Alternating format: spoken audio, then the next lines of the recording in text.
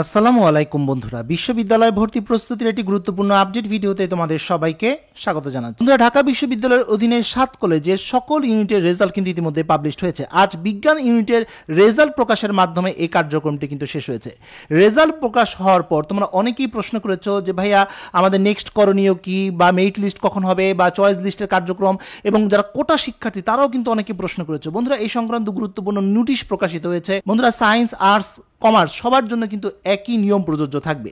যাই হোক বন্ধুরা, আমরা এখানে আসার পর দেখো কলা এবং সামাজিক বিজ্ঞান ইউনিট দেওয়া রয়েছে। এখানে যদি আমরা ক্লিক করি, দেখো এখানে কিন্তু বিজ্ঞপ্তি নামের একটি অপশন রয়েছে। এখানে আমরা যদি ক্লিক করি, দেখো বলা হয়েছে বন্ধুরা কলা এবং সামাজিক বিজ্ঞান ইউনিট। এখানে তোমরা দেখতে পাচ্ছ সকল উত্তীর্ণ শিক্ষার্থীরা পছন্দ ক্রম অর্থাৎ যারা চয়েস ফর্ম পূরণ করবে 29/5/2024 থেকে 23/6/2024, অর্থাৎ এখানে কিন্তু বেশ কয়েকদিন সময় দেওয়া হয়েছে চয়েস লিস্টের ফর্ম পূরণ করার জন্য। এটা কিন্তু বন্ধুরা সবার জন্য প্রযোজ্য। তোমরা দেখতে পাচ্ছ এখানে কিন্তু বলা হয়েছে 29 তারিখ থেকে 23 জুন পর্যন্ত, অর্থাৎ এটা সবার জন্য প্রযোজ্য, সায়েন্স, আর্টস, কমার্স সবার জন্য।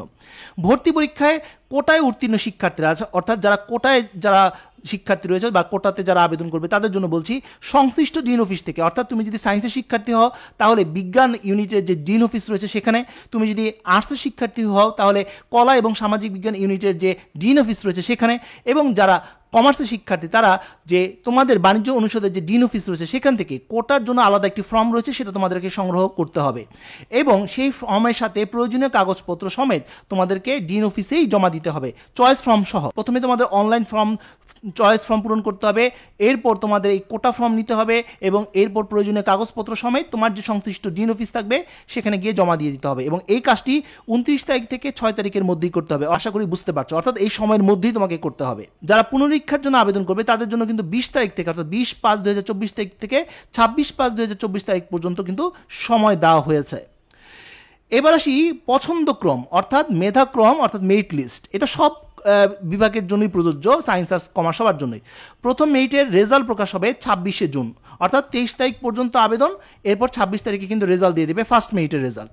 এরপর সেকেন্ড মেরিটের রেজাল্ট দিবে 3 জুলাই 2024। এখানে ফার্স্ট মেরিটে যারা চান্স পাবে তাদের কিন্তু নিশ্চয়ন করবে, আর নিশ্চয়ন করার পর মাইগ্রেশন হবে। মাইগ্রেশন কিন্তু অটো মাইগ্রেশন হয়, এই বিষয়টি নিয়ে আগামীতে ইনশাল্লাহ আলোচনা করব।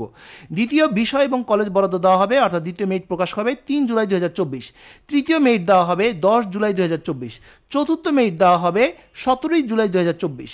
চতুর্থ এবং শেষবার অর্থাৎ পঞ্চম মেরিট দেওয়া হবে 24 জুলাই 2024। আশা করি মোটামুটি তোমরা বুঝে ফেলেছো। শিক্ষার্থীরা স্ব বিভাগে কলেজে হাজির হয়ে ভর্তি প্রক্রিয়া শুরু করবে 25 জুলাই 2024 তারিখ থেকে, এবং ভর্তি ফি জমা দেওয়ার শেষ তারিখ হচ্ছে 30 জুলাই 2024, অর্থাৎ ফাইনালি তোমাকে একটি অ্যামাউন্ট দিতে হবে। ধরি কোনো কলেজে ভর্তির জন্য 7,000 টাকা প্রয়োজন হবে, সেক্ষেত্রে কিন্তু 3,000 টাকা দিয়ে তুমি নিশ্চয়ন করেছো, বাকি 4,000 টাকা দিয়ে তোমাকে চূড়ান্ত ভর্তি হতে হবে। ক্লাস শুরু 1 আগস্ট 2024। এটা হচ্ছে কলা অনুষদের যে নোটিশটি।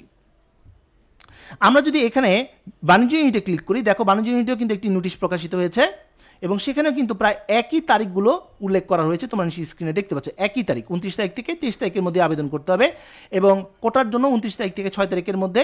কিন্তু এখানে পুনর্নিরীক্ষার জন্য আবার তারিখটা ভিন্নতা রয়েছে, এখানে 19/5/2024 তারিখ থেকে 23/5/2024 তারিখ হবে, আর এটা আজকেই শেষ হয়ে গেল। বিজ্ঞানের ক্ষেত্রে কিন্তু সময়টা আরও বাড়বে, অর্থাৎ যাদের যেহেতু তাদের আজকেই রেজাল্ট প্রকাশিত হয়েছে তাই রেজাল্ট পাবলিশ হওয়ার পর তাদের কিন্তু আরেকটু সময় থাকবে। আর এখানে কিন্তু চয়েসের যে মেরিট লিস্টের যে তারিখটা সেটা কিন্তু সবার জন্যই সেম, অর্থাৎ সবার একই দিনে কিন্তু মেরিটের ফল প্রকাশ হবে, এবং ভর্তি শুরুর তারিখটা এবং পেমেন্ট জমা দেওয়ার তারিখ এবং ক্লাস শুরুর তারিখে কিন্তু সবার সেম।